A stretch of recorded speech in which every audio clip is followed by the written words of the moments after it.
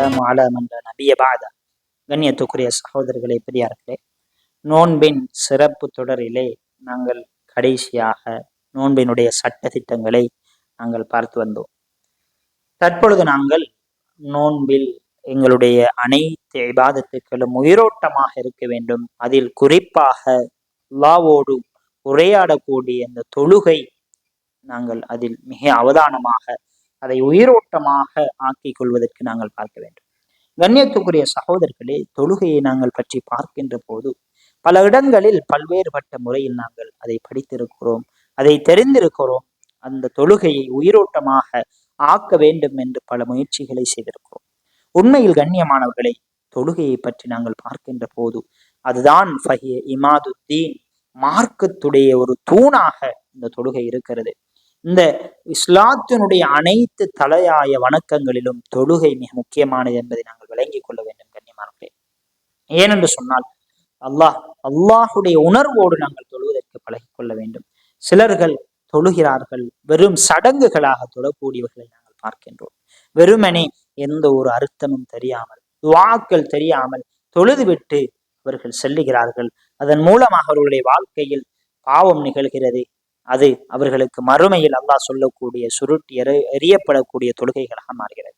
அல்லாஹ் குர்ஆனில் சொல்லுகின்ற போது ஹாஃபிது அலா ஸலாத்தி வஸ்ஸலாத்தில் உஸ்தா என்று சொல்லிவிட்டு அல்லாஹ் சொல்லுகிறான், வகூமு லில்லாஹி கானிதீன், நீங்கள் அல்லாஹுக்காக வேண்டி என்ற அந்த உள்ளுணர்வுடன் தொழுகையை நீங்கள் நிலைநாட்டுங்கள் என்று அல்லாஹ் குர்ஆனில் சொல்லுகிறான். ஆகவேதான் இபாதத்துக்களில் ஆரம்பமாக கடமையாக்கப்பட்டது தொழுகை என்பதை நாங்கள் விளங்கிக் கொள்ள வேண்டும். அது மாத்திரமல்ல கண்ணியமானவர்களே, மறுமையில் முதலாவது விசாரிக்கப்படுவதும் அந்த தொழுகையாகத்தான் இருக்கிறது. அதே போல ரசூலுல்லாஹி ஸல்லல்லாஹு அலைஹி வஸல்லம் அவர்கள் இந்த உலகத்தை விட்டு பெறுகின்ற போது அல்லாஹுடைய தூதருடைய நாவிலிருந்து இறுதியாக வந்த அந்த வார்த்தையும் தொழுகையாகத்தான் இருக்கிறது கண்ணியமானவர்களே. தொழுகை என்பது அற்புதமான ஒரு அமல் கண்ணியமானவர்களே. எல்லா இபாதத்துக்களுக்கும் சந்தர்ப்பங்கள் இருக்கிறது விடுவதற்கு, ஆனால் தொழுகைக்கு எந்த சந்தர்ப்பத்திலும் விழ முடியாது கண்ணியமானவர்களே. ஒருவர் நின்று கொண்டு தொழ முடியும் என்று சொன்னால் நின்று கொண்டு தொழ வேண்டும். அதற்கு முடியவில்லை என்று சொன்னால் இருந்து கொண்டு தொழ வேண்டும். அதற்கு முடியவில்லை என்று சொன்னால் படுத்து கொண்டு தொழ வேண்டும். அதற்கு முடியவில்லை என்று சொன்னால் சைகை செய்தாவது தொழ வேண்டும். அவருடைய கற்பனையிலாவது தொழ வேண்டும். பெரும் அச்சத்தோடு இருக்கின்ற அந்த போர்க்களத்திலும் தொழுகை கடமை என்பதை நாங்கள் விளங்கிக் கொள்ள வேண்டும். ஆகவே கண்ணியத்துக்குரிய சகோதரர்களே, பெரும் ஒரு உன்னதமான கட்டாயம் நிறைவேற்றக்கூடிய ஒரு இபாதத்தாக தொழுகை இருக்கிறது என்பதை நாங்கள் விளங்கிக் கொள்ள வேண்டும். உண்மையில் ரமலானுடைய மாதத்தை பற்றி பேசுகின்ற போது அனைவரும் இறை உணர்வை பெற்றுத் தரக்கூடிய ஒரு மாதம் என்று நாங்கள் பேசுகிறோம் கண்ணியமானவர்களே. இந்த தக்குவா என்று சொல்லக்கூடிய இந்த இறை உணர்வை பெற்றுத்தரக்கூடிய ஒரு இபாதத்தாக இந்த தொழுகை இருக்கிறது என்பதை நாங்கள் விளங்கிக் கொள்ள வேண்டும்.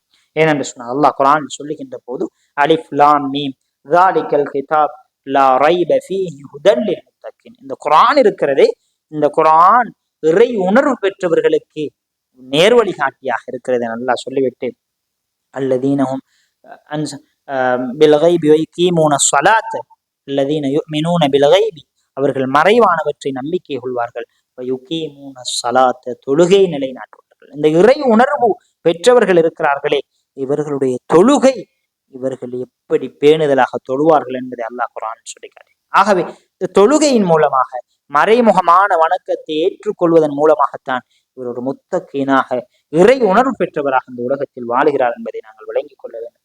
அதே போல கண்ணியத்துக்குரிய சகோதரர்களே, தொழுகையில் பேணுதலாக தொழுவதால் இழிவான பண்புகளிலிருந்து, மோசமான பாவமான தன்மைகளிலிருந்து அவர் விடுபடக்கூடியவர்களாக இருக்கிறார். ஏனென்று சொன்னால் அல்லாஹ் குர்ஆனில் சொல்லுகின்ற போது இன்னல் இன்சான ஹுலிக ஹலூஆ, நிச்சயமாக மனிதன் அவசரக்காரனாக படைக்கப்பட்டிருக்கிறான்.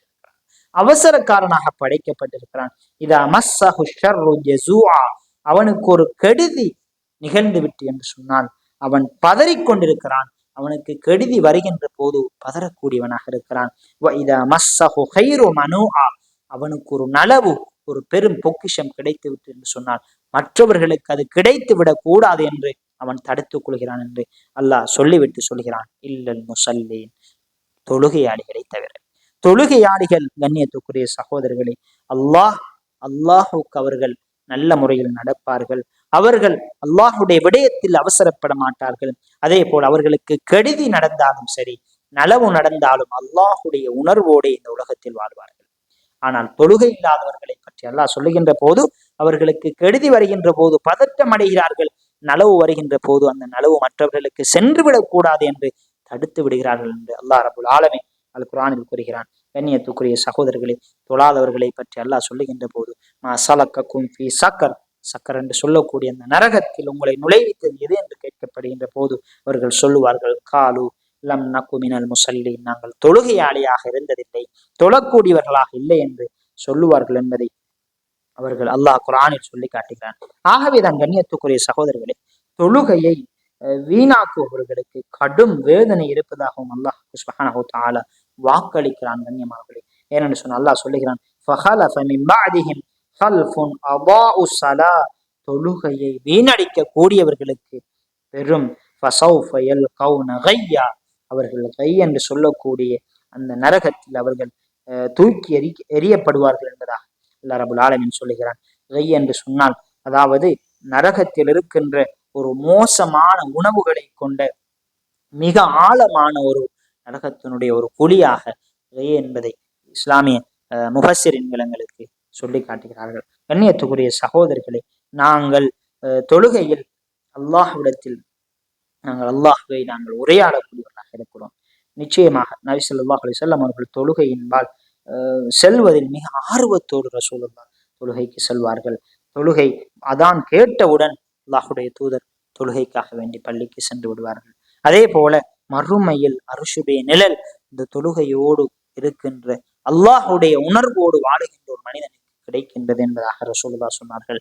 வரஜுலுன் கல்புஹு முதஅல்லகுன் ஃபில் மசாஜித், பள்ளிகளோடு தொடர்பான ஒரு மனிதன் மறுமையில் அர்ஷுடைய நிலை பெற்றுக் கொள்வான். ஆகவேதான் அனைத்து நிலையிலும் நாங்கள் தொழுகையை பள்ளியில் தான் தொழ வேண்டும் என்பதை நாங்கள் விளங்கிக் கொள்ள வேண்டும். சில நேரங்களில் பயத்தின் காரணமாக நாங்கள் எங்களுடைய உயிருக்கு பயமாக இருக்கலாம், அல்லது சில நிர்பந்தமான நோய்களாக இருக்கலாம். இதன் காரணமாக நாங்கள் தொழுகையை வீட்டில் தொழ முடியுமே தவிர பெரும்பாலும் நாங்கள் எந்த ஒரு பயமும் இல்லாமல் நோயும் இல்லாமல் நாங்கள் இருக்கின்ற சந்தர்ப்பத்தில் நாங்கள் தொழுகையை வீட்டில் தொழ முடியாது கண்ணியமானவர்களே. ஏனென்று சொன்னால் ஒரு கண்டறியாத ஒரு மனிதர் வந்து ரசூலுல்லாஹ்விடத்தில் கேட்கிறார், யா ரசூலல்லாஹ் லைஸ லீ காயிதுன், அதாவது என்னிடத்தில் பள்ளிக்கு செல்வதற்கு யா ரசூலல்லாஹ் எனக்கு செல்ல முடியாது இருக்கிறது யா ரசூலல்லாஹ் என்று கேட்டவுடன் அல்லாஹுடைய தூதர் அவருக்கு கேட்டார்கள். அவர் கேட்டார், எனக்கு ஏதாவது சந்தர்ப்பங்கள் இருக்கிறது யா ரசூலல்லாஹ், எனக்கு கண்டறியாது யா ரசூலல்லாஹ் என்று கேட்டவுடன் அவரு கேட்டார், ரசூலுல்லாஹ் ஹல் தஸ்மஉ நிதாஅ பிஸ்ஸலாஹ், தொழுகைக்கான அந்த சத்தத்தை நீ, தொழுகையினுடைய அழைப்பை நீ கேட்கிறாயா, அதானை கேட்கிறாயா என்று கேட்டவுடன் அந்த சஹாபி சொன்னார், நஆம் யா ரசூலல்லாஹ், ஆம் யா ரசூலல்லாஹ். அப்ப உடனே சொன்னார்கள் ரசூலுல்லாஹ், நீ அப்பொழுது கட்டாயமாக தொழப்போக வேண்டும். ஒரு கண்டறியாத ஒரு நபரை கூட ரசூலுல்லாஹி ஸல்லல்லாஹு அலைஹி வஸல்லம் அவர்கள் வீட்டில் தொழ வேண்டாம், நீங்கள் பள்ளிக்கு செல்லுங்கள் என்று அல்லாஹுடைய தூதரங்களுக்கு கட்டளை பிறப்பித்தார்கள் என்று சொன்னார். கண்ணியத்துக்குரிய சகோதரர்களே, எங்களுடைய நிலை எப்படி இருக்கிறது கண்ணியமானவர்களே? அல்லாஹுடைய தூதர் இப்னு அப்பாஸ் ரலியல்லாஹு அன்ஹு அவர்கள் சொன்னார்கள், மன் சமிஅ நிதாஅ ثم لم يجب من غير عذر فلا صلاة له. அல்லாஹ் அதாவது யார் அதானுடைய சத்தத்தை கேட்டும் அவர் தொழுகைக்கு எந்த ஒரு காரணமும் இல்லாமல் தொழுகைக்கு போகாமல் இருக்கிறாரோ அவருடைய தொழுகை அவருக்கு அது தொழுகையாக ஏற்றுக்கொள்ளப்படாது என்பதாக அவர் சொல்லுகிறார். கண்ணியத்துக்குரிய சகோதரர்களே, எங்களுடைய தொழுகையில் நாங்கள் மிக பேணுதலாக இருக்க வேண்டும். தொழுகை என்பது என்னையும் அல்லாஹுவையும் இணைக்கக்கூடிய ஒரு இபாதத்தாக இருக்கிறது. யுனாஜி ரப்பு, தன்னுடைய அல்லாஹ்வை இறைச்சகனோடு உரையாடக்கூடிய ஒரு தருணம் கண்ணியமானவர்களே. இந்த தொழுகையை பற்றிய நான் தொழுகையில் ஓதக்கூடிய அந்த வசனங்களுடைய அர்த்தத்தை நான் ஏற்கனவே முன் சென்ற அந்த வகுப்புகளில் விளைநிலம் ஷாபான் அறுவடை ரமதான் சொல்லக்கூடிய அந்த வகுப்பு தொடரிலே நான் தெளிவாக ஒவ்வொரு துஆக்களுக்குமான கருத்துக்களை நான் பதிவிட்டிருக்கிறேன். ஆகவே அதையும் நீங்கள் பார்த்து கொள்ள முடியும். அந்த கருத்துக்களை நாங்கள் படிக்கின்ற போதுதான் கண்ணியமானவர்களே அந்த தொழுகையில் ஒரு ஆர்வம் வரும் கண்ணியமானவர்களே. எங்களுக்கு தெரிகின்ற மொழியில் நாங்கள் அதை கேட்கின்ற போதுதான் எங்களுடைய உள்ளத்தில் உணர்வுகள் உண்டாகும். தெரியாத மொழியில் நாங்கள் கேட்கின்ற போது, அதை தெரியாமலே அப்படியோ நாங்கள் செய்கின்ற போது அது ஒரு உணர்வை ஏற்படுத்தாத கண்ணியமானவர்களே. எங்களுடைய வாழ்க்கையில் இந்த தொழுகை மாற்றத்தை ஏற்படுத்த வேண்டும் என்று சொன்னால் தொழுகையில் ஓதப்படுகின்ற அந்த துஆக்களை அர்த்தத்தோடு விளங்கி அதை ஓதுகின்ற போது தொழுகை என்பது எவ்வளவு பெருமதியானது, எவ்வளவு உயிரோட்டமானது, எவ்வளவு அற்புதமானது என்பதை தொழுகையின் மூலமாக நாங்கள் கண்டுகொள்ள முடியும்.